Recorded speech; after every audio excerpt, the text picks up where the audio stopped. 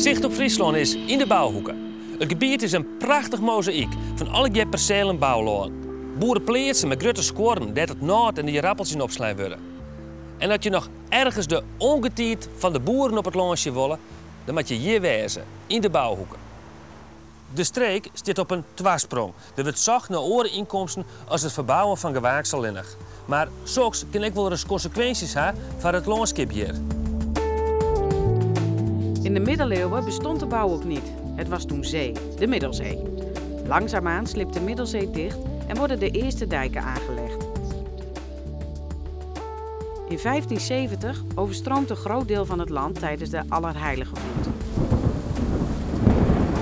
Er ontstaat ruzie over wie nu precies die dijken weer ophogen moet. Onder het regime van Caspar de Roble wordt de bevolking verplicht om zelf de zeedijk te verhogen. Door het inpolderen ontstaat er vruchtbaar land met veel klei in de bodem. Hier kan generaties lang op verbouwd worden. In de zomer ontstaat er een weelderig landschap. Maar na de oogst komt de zwarte klei weer boven en kan het grijs en grauw zijn. Gelukkig is het nou simmertier. De Bouwhoeken is, vind ik al het eerst, dan op zijn allermooist. Het giel van de graafvelden, het grien met wit van de rappels, die prachtige wolkenloffen en het jacht. Waar is het jacht nog mooier als in de Bouwhoeken? Piet Nauta is mijn reisgenoot en ik tref hem bij de zeediek.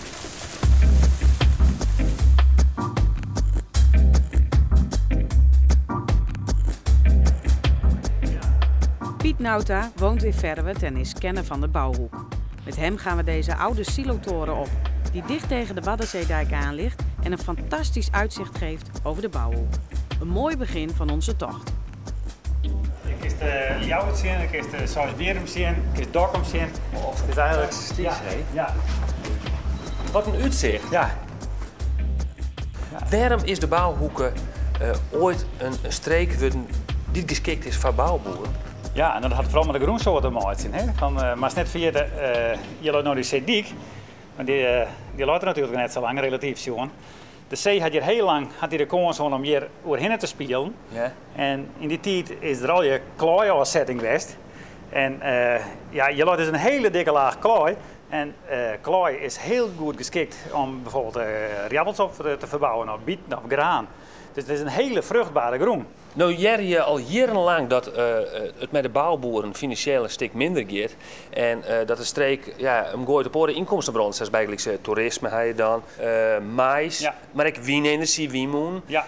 Wat voor consequenties had het voor het landschap hier? Verroort dat ik bos? Ja, het verhoort wel. Hè. Er zijn een hele grote wiemoen. Als je hier om die heen zit, dan zie je die moen draaien. Ja, voor die boeren is dat natuurlijk een geweldige tweede tak. Hè? Want alleen maar landbouw rest het haast net meer. Dus er moest of hen erbij van, of een wiemoenen, mestvergisters. Je zelfs een boer die had een makelaardij erbij.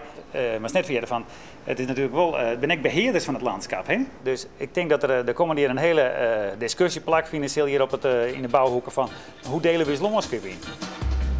Aan de andere kant van de toren kun je de Waddeneilanden zien liggen.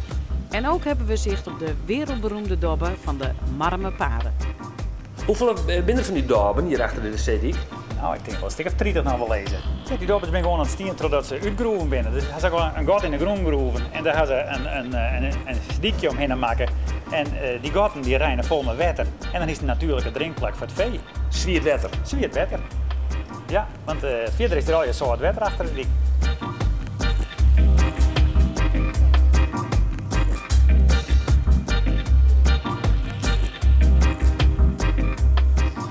Piet, wat kiest erin, joh?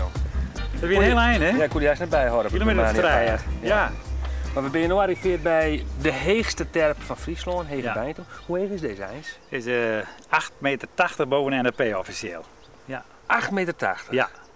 En hoeveel terpen wien hier ooit?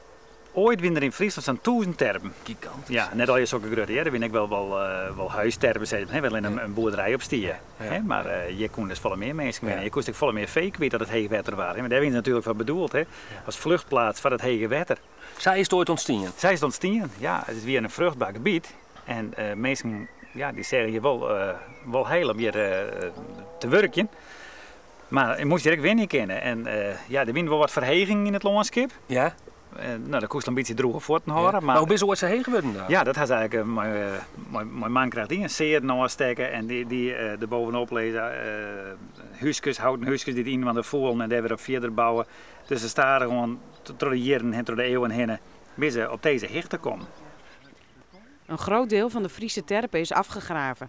De vruchtbare grond is vervoerd naar minder rijke grond in Midden- en Zuid-Friesland. Pas als je rond de voet van de terp zit, zucht hoe imponerend dat is, die hichte, die 8,80 meter. Ja, dat is een hele lijn. Hè? Ja. Maar als je je voorstellen van hoeveel kubieke meters groen die je bij groeien bent. Dat is natuurlijk een gigantische operatie geweest. Het is jaren van de gang geweest om dat al je voor te krijgen. En ze stutsen het extra scherp mogelijk af, want elke kubieke meter die tellen natuurlijk. Ja, hè? dat bracht deel toch? Dat bracht heel ja. veel. Ja. En zwaar, die groen wat met die karkers afviert. Ja, nou die karkers bij het afviert over een spoorlijntje en dan gaat het naar de veertje daar, de Hegebijnde met veert. En daar kwam het in boord, in scootjes en zo gaat het op transport. Ja. Hey, hoe voornaam had Hegebijntem Jetties West? Hegebijnde is een heel voornaam dorp. Hier is de familie die op Harsten staat te winnen. Dat is een hele rieke familie. Want alles wat hier in jou een groen wie en een boerderij wie in handen van die familie. Dus die pachten alweer het loon en de boerderijen van de familie. Echte grote groenbezitters. Echte grote groenbezitters. Die heel weinig contact met de burgerij hier. Maar echt op hege status team. Ja.